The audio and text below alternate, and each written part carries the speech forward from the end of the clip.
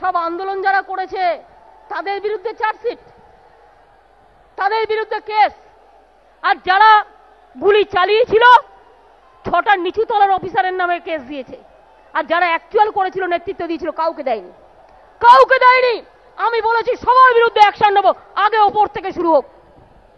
ওপর তলায় যারা দায়ী, যারা সেদিন দাঁড়িয়ে বুদ্ধদেব বাবুদের কথায় গুলি চালিয়েছিল নন্দীগ্রামে, আগে তাদের শাস্তি হবে।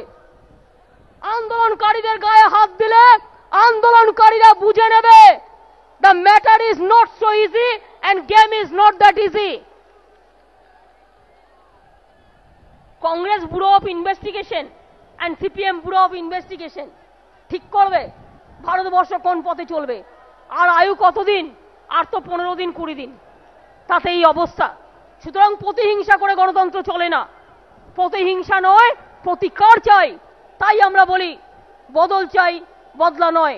তাই 35 বছর পর গভর্নমেন্ট চেঞ্জ হলো, কারো গায়ে তৃণমূল কংগ্রেস হাত দেয়নি। আর পলিটিক্যাল ক্লাসে বাংলা সিপিএম এর আমলে 1 নম্বরে ছিল, এখন কোনো নম্বরই নেই।